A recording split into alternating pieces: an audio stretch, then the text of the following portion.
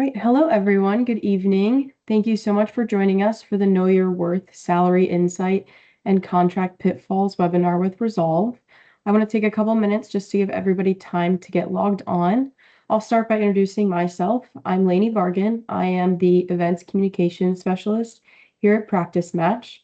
If you've ever attended an in-person fair or seen us at a physician conference, you may know me already. Practice Match has a list of free career resources to aid you along your journey, such as webinars like these, free career resources like CV Builders and Review, scholarship opportunities, and a lot more. So make sure to check that out on our website. I do want to remind everyone that this webinar is being recorded and all microphones have been muted and cameras turned off for the duration of the event.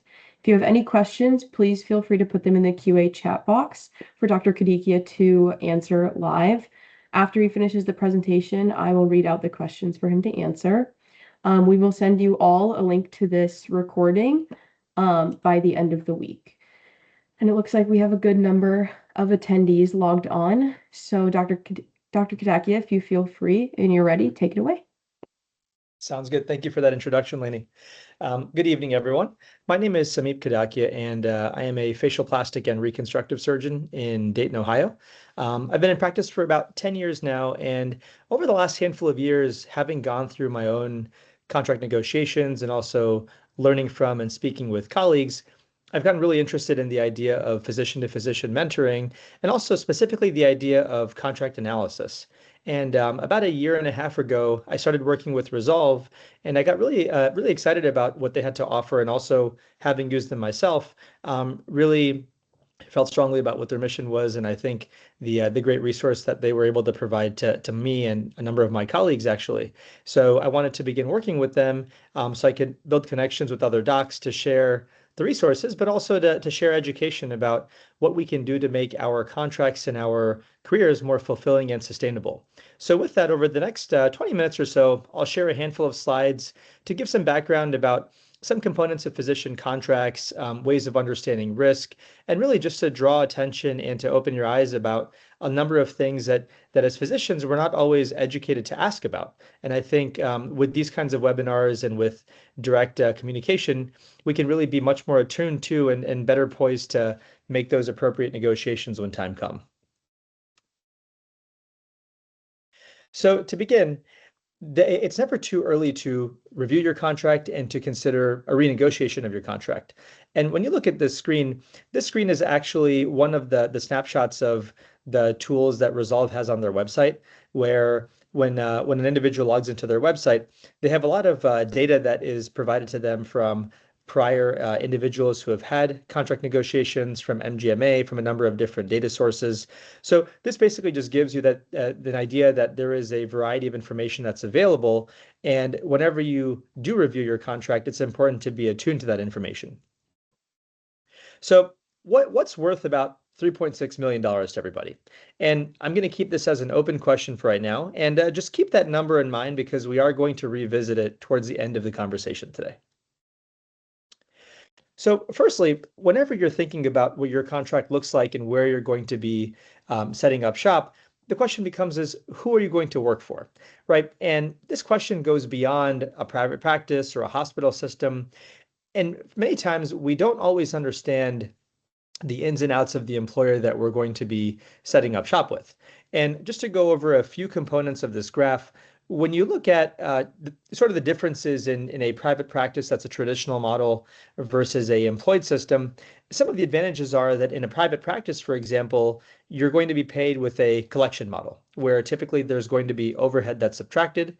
They're going to keep a tab of how much revenue you're bringing in based on patients and procedures. And then whatever the subtraction of that comes out to is generally what you will make. Sometimes there are salaries that may be guaranteed to you. Other times you may have to earn whatever you are collecting. But one of the pros is that you have more autonomy in a private practice. But one of the cons may be that you don't necessarily have a whole system that is rallying to help make you successful. So whereas the autonomy is very helpful, and sometimes there may be a limitless amount of income that one can make, there are also a number of hardships that you may experience as well. On the other hand, when you look at an employed model, which is kind of in the upper left over here, the advantages of an employed hospital system may be that a lot of the overhead is taken care of. As an employed physician, I may not be worried about the hiring and firing. I'm not necessarily worried about what the front desk team is getting paid, how many people are on the team. A lot of those things are left to the hospital, which makes it nice because you don't have to worry about how much it costs to keep the lights on. On the other hand, there may be other tracks where people are tracking your productivity. And in some systems, they may be using a collection model, which I'll get to later. In other systems, they may be using what's called an RVU model, where as a proceduralist, they may simply be tracking a relative value unit to keep an even playing field across all insurances. So with that, you may sacrifice some autonomy. You may realize that in a large system, there may be a number of individuals to go through before decisions can be made, before changes can be made, which again does bring its own frustrations and does require patience. But on the other hand, some of the challenges that you may face in private practice, you may ameliorate by being in an employed system. Nonetheless, the important thing is being aware of what questions to ask. It's rare to have something that is perfect. There are going to be some concessions you have to make. And I think it's important to realize what your personal non-negotiables are before you move forward in that negotiation. So whenever you look at a physician contract, there's a number of risks that are very, very clearly spelled out. For example, a number of termination clauses are generally written quite blatantly, but I'm very interested in the things on the left-hand side. And what I found from being in practice and from working with and talking with other physicians is that there can be a number of things that may be considered assumed in a physician contract. There may be also a number of things that come with risk that we aren't necessarily aware of. And to give some examples, whenever you look at your practice burden. I think recently on Doximity, there was actually an article that was written where they talked about the idea of what is the value of the work that you're not necessarily contracted to do. For instance, if you sign a contract that says, you know what, you're going to be in the office Monday to Friday from 8 to 4, the thought process may be that, hey, that 8 to 4 is my contracted time. In the past, some physicians have brought up the question of, well, listen, if I'm working 8 to 4, but then I'm working on notes from 4 to 6, that's essentially adding an extra 10 hours of work to the week. Is that something that is okay or not okay?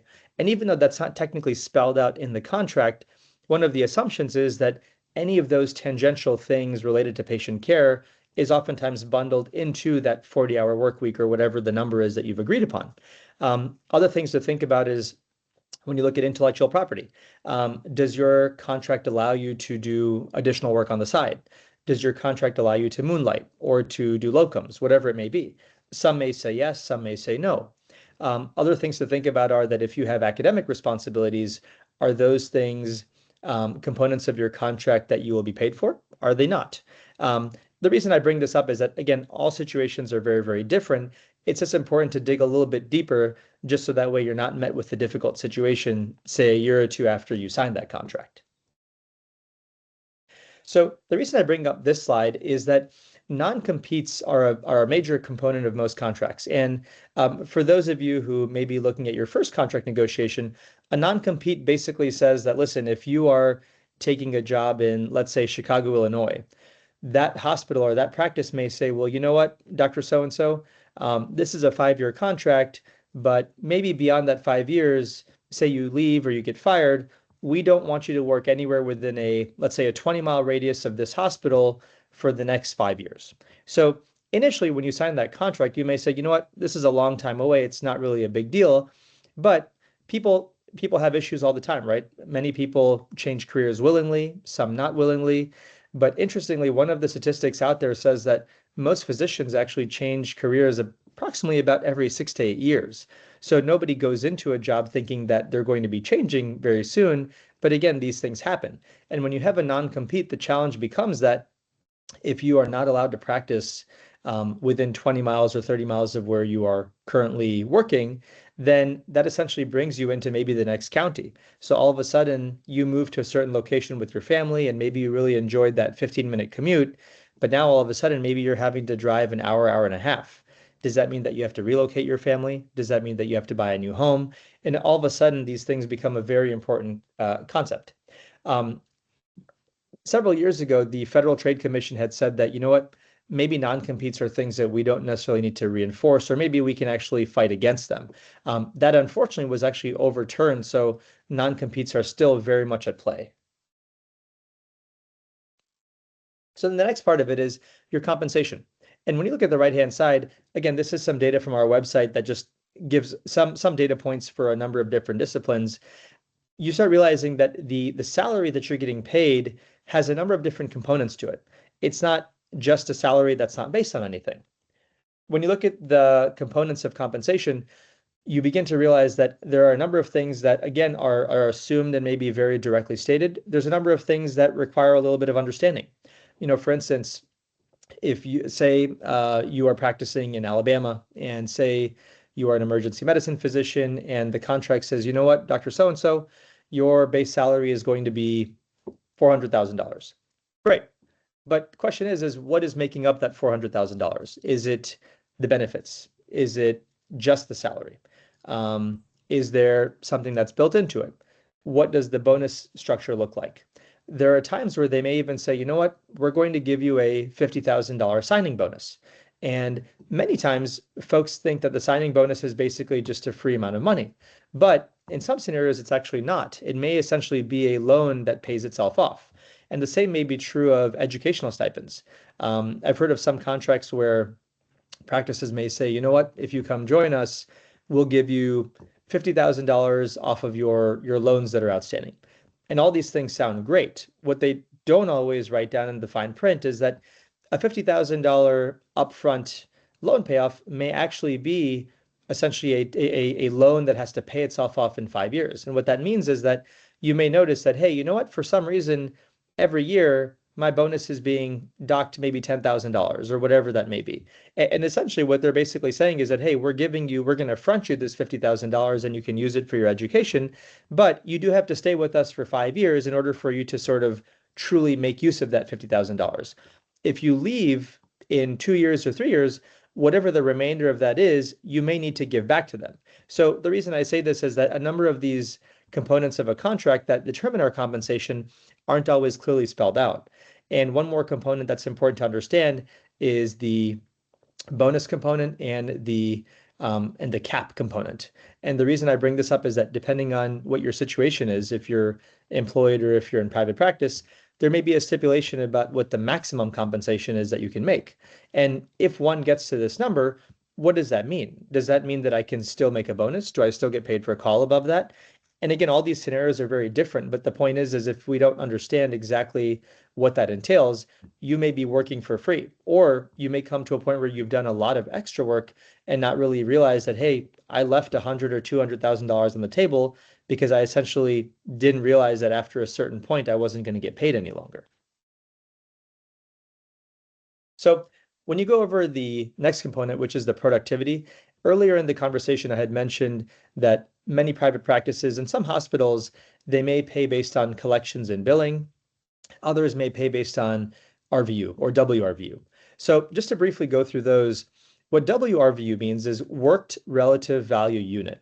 And essentially for proceduralists, what they do is in order to level the playing field, they may say that, you know what, if you're a general surgeon and if you're performing a gallbladder surgery, then regardless of if the patient has Medicaid or is unfunded or has Blue Cross Blue Shield, we're going to say that, you know what, the value of this gallbladder surgery was 10 RVUs. And again, this is arbitrary. I don't know exactly what that number is.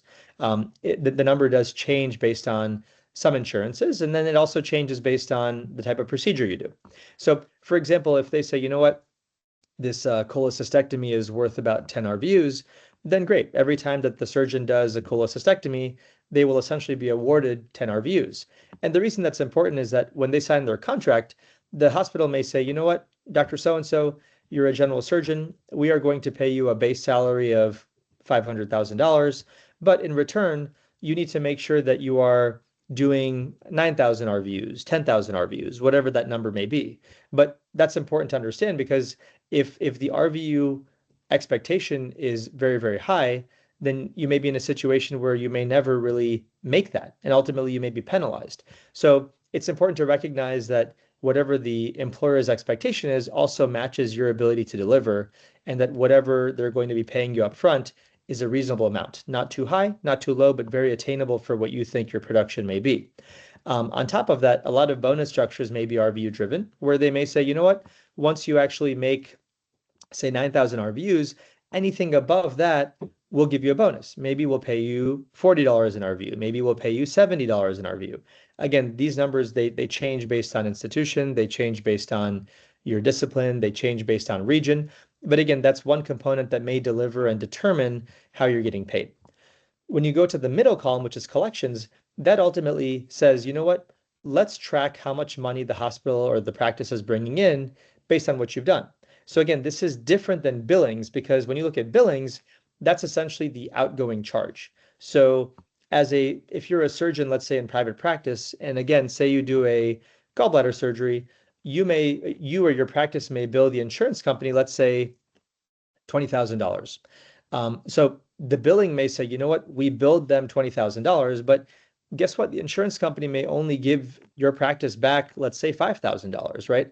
So in one scenario, if billings are being tracked, then it'll look like, hey, you're billing a lot. But if the collection is a lot smaller, then that number is, of course, going to be adjusted.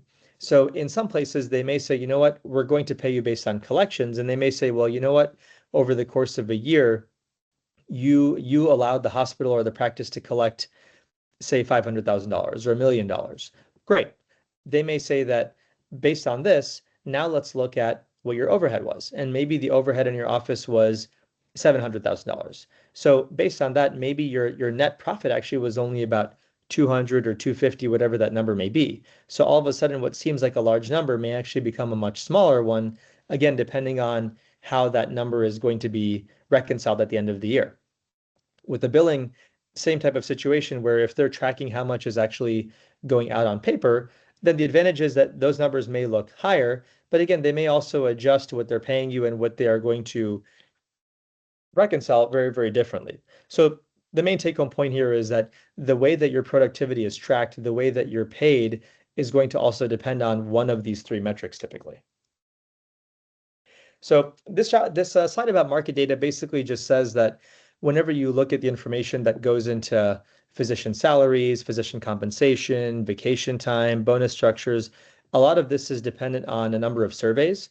And many of you have heard of the MGMA, which is probably the most commonly used survey. Other ones are Sullivan-Cotter, AMGA, et cetera. But the main premise is that a lot of these companies will talk to physicians and essentially have them report what these numbers look like, and then they will provide a conglomerate body of information that then other institutions can actually access to offer these appropriate numbers to physicians. When you look at the vehicle that Resolve has on their website, the nice thing is that they're able to reconcile a lot of the survey data. So you have access to a number of different data sources in a very nicely cohesive way.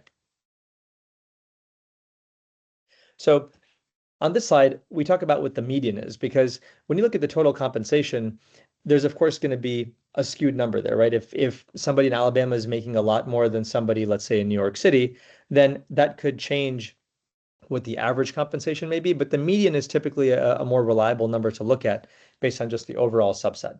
And that data is also available. So lastly, knowing all these information points and knowing what the right questions to ask, what is the value of a negotiation? Would you want to move forward with negotiating? When you look at a standard physician contract, most docs typically ask for something to change. And that generally results in about 85% of physicians, or even really any provider, making some change to their contract. And the reason this slide is important is that a lot of larger systems may have a factory standard contract. And one thing that I've learned is that the larger the system may be, the less customizability you may have. In smaller systems and in smaller practices, they may have an easier time customizing, but a lot of larger systems may have really a factory standard contract, take it or leave it. Even within there, though, there's oftentimes some wiggle room where you can make a concession somewhere or you can ask for something differently. And I think what's nice about this slide is that this does reinforce the fact that many employers or many HR teams may not be as willing, but at the end of the day, it never hurts to actually ask. And sometimes having the right information to ask with or having the right team with you can really help you even make small changes that yield major downstream impacts for you. So coming back to that number, about $3.6 million, this is the lost earnings of a doc if they're paid 10% below market for 25 years. And this number may or may not pertain to everybody actually, but the reason I think it's very astounding is that sometimes just by asking the right questions, by going forward with wanting some changes or again asking for something to be a little bit different in your favor, even if that number is or some fraction of that number comes back to you, then you'll have done better than if you hadn't even asked or haven't even tried. And like anything else, I think if you're armed with the right education, the right advocacy, there's no reason why at least something shouldn't be able to work out in your favor.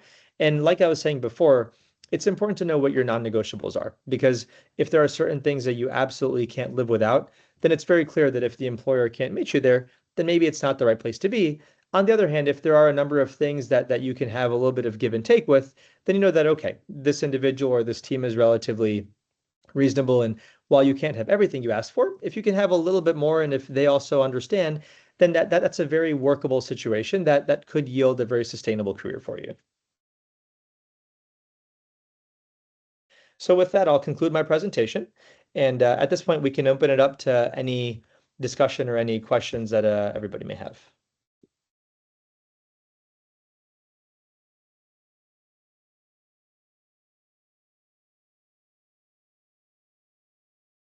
Thank you so much for that great presentation. If anyone has any questions, please feel free to put them in the QA and we will answer them as they come.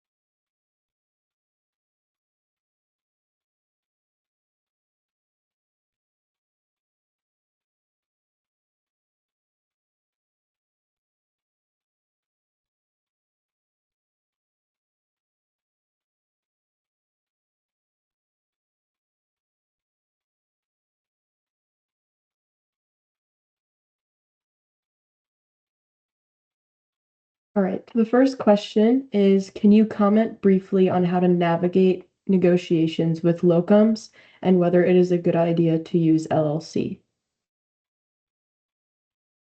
All right, thanks for your question, Ricardo. For that question, I'll probably defer you to our legal team. What we can do is at the end of the conversation, we can provide one of our attorneys information and you can contact them. Only because I think when it gets into the nitty-gritty of some of the contract stipulations, especially with LLCs, from a physician standpoint, I don't think I'll be the best person to answer that question for you.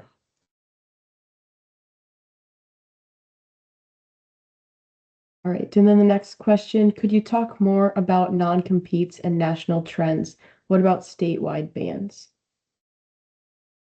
Sure. So what I can share with you what my knowledge and experience has been. I know that, like I said, all employers and many contracts have differences, but non-competes basically they limit you. And I think the thought process is that if you are a physician that's employed by a practice or a hospital system, that if you leave that place, they essentially don't want you to go and either take patients that are accessible in that area or set up shop and become a competitor. So typically they will have something in place where they may say that, you know what, for maybe 7 miles, 10 miles, sometimes it could even be a county, depending on how aggressive that non-compete is, they really just don't want you in that area. So that way you're not posing a risk to them, at least in the short period after which you leave that employer. National trends, hard to comment on national trends only because, again, every state is very different. And I'm not aware of if there's any truly published data that says that, okay, there's more non-competes here and less non-competes here. My understanding is that most contracts typically have some kind of a non-compete. Some of them may be loosely enforced, some of them less so. I've heard of some colleagues that have been able to get out of non-competes with the right advocacy, and then I've heard of other colleagues where the employers have been very firm on enforcing them.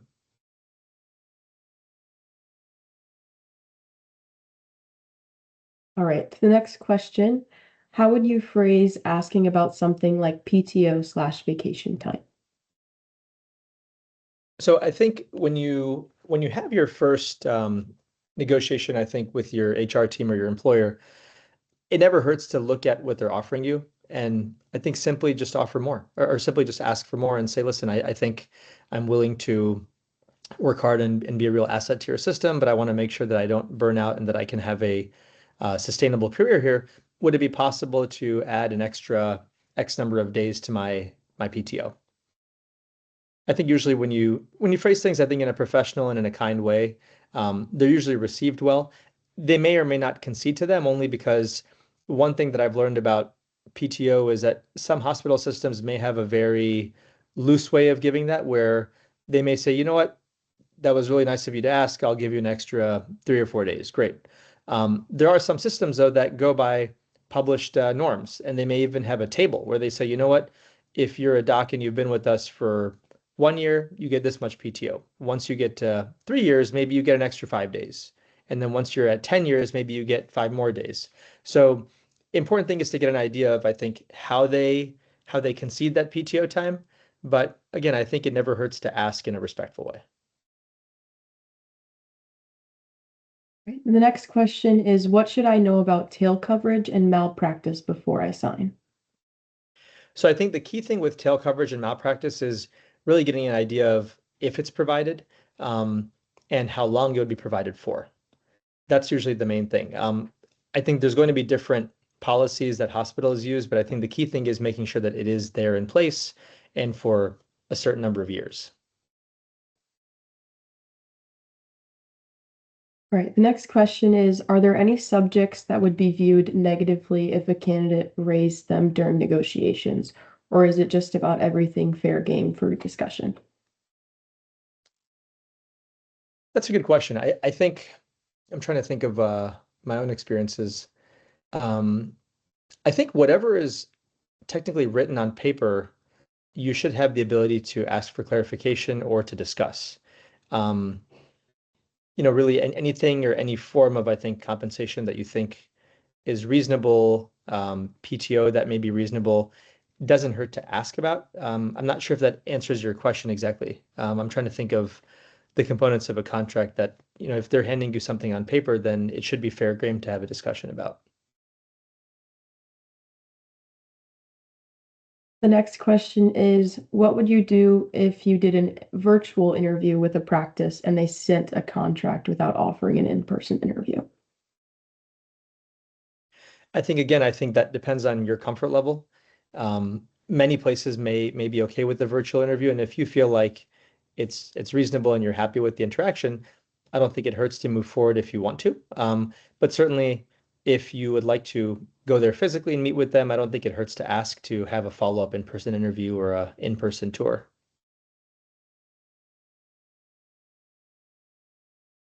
All right, the next question is, you mentioned that there are unspoken but understood items of a contract. How do you clarify what those things are?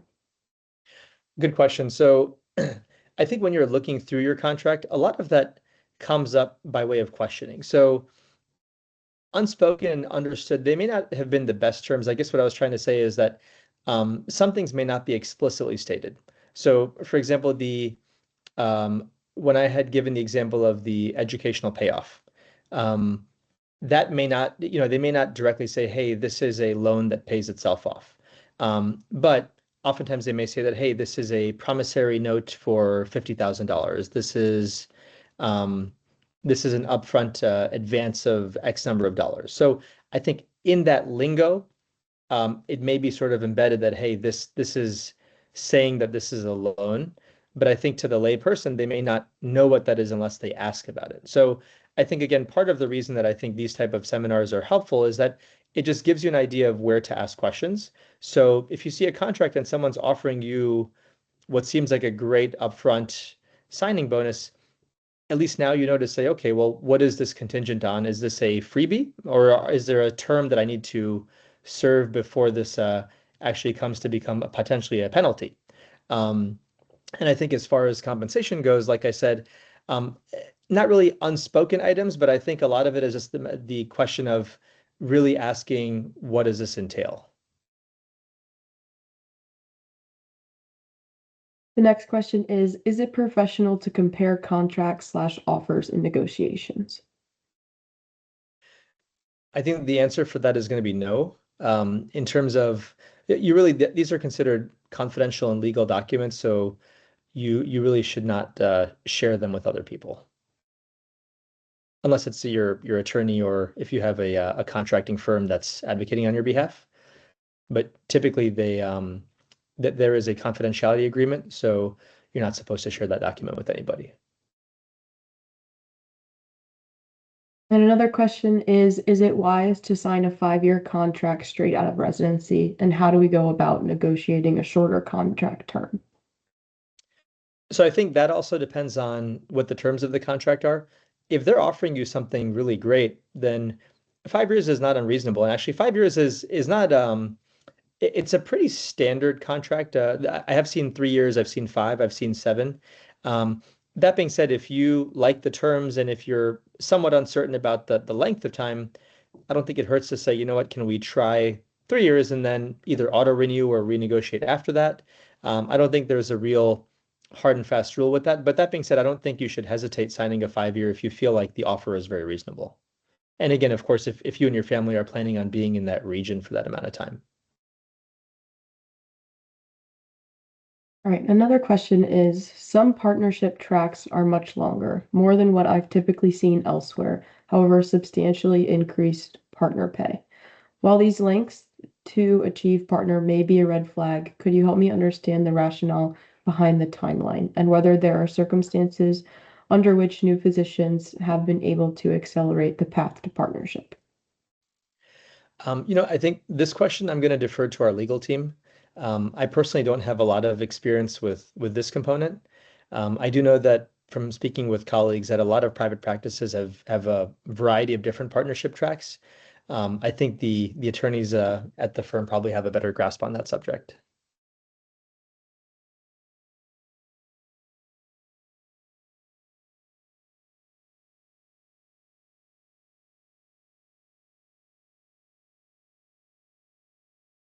All right, that is all of the questions we have at the moment, but I will give a couple more minutes just in case there's any last minute questions that have arisen, and we will stay to answer those. But in the meantime, I will remind everyone that you will get the recording to this webinar sent to the email you registered with by the end of the week, and it is also posted on our website for you to watch back later.